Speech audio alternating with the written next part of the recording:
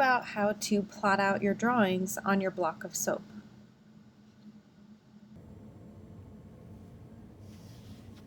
Now let's talk about getting started with this sculpting.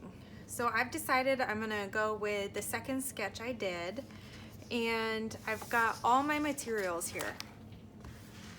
So I've got my bar of soap. You're gonna have 2 of them. I'm just using one for this example, a pencil, and then the carving tools that I gave you.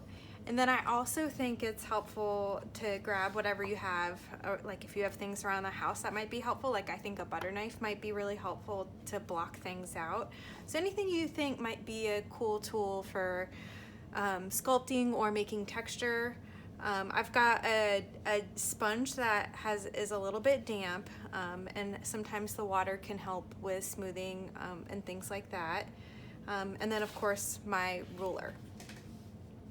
And so I'm ready to go ahead and start carving.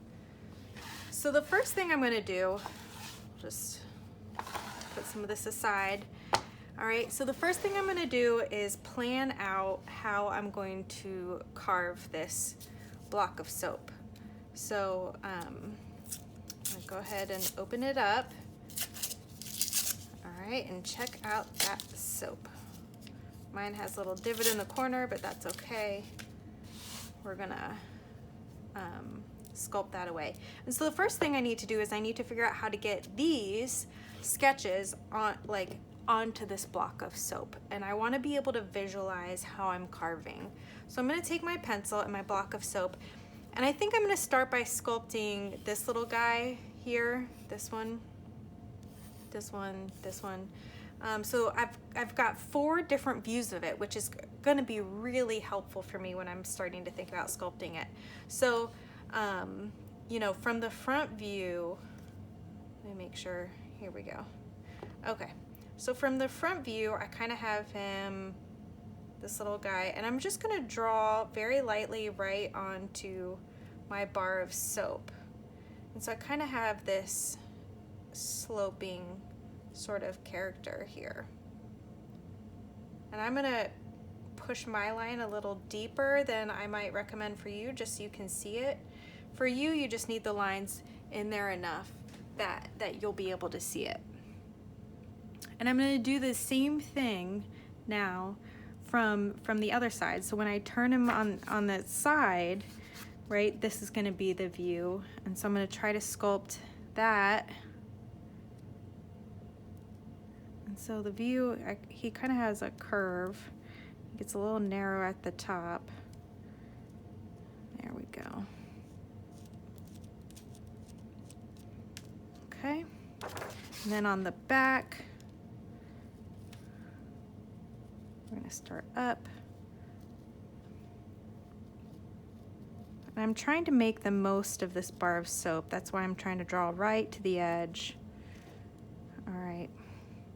Because remember, you can always take away material, but you can't add it when you're carving. So that's why you want to, you know, start big and work your way down.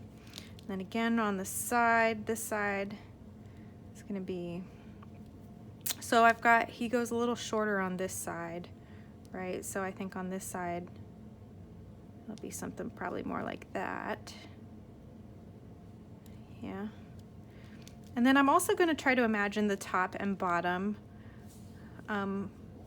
profiles of this piece. And so I do want to have like a little bit of a curve. So if I'm thinking about the bottom of it, I do kind of want it to curve a little like that. And so, and then the curve will go the other way. So as I'm thinking about the material I'm taking off, all right, I can already see right away, like, you know, I can chunk off a lot of material right from the get-go. So I'm gonna put those sketches aside. I'm gonna prop them up so I can see them as I work.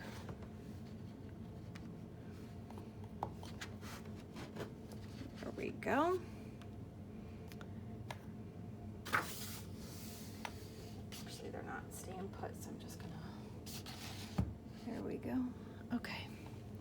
All right, and now it's time to get carving. plotted out your drawing on your soap bar, the next step is going to be blocking out the major planes of your sculpture.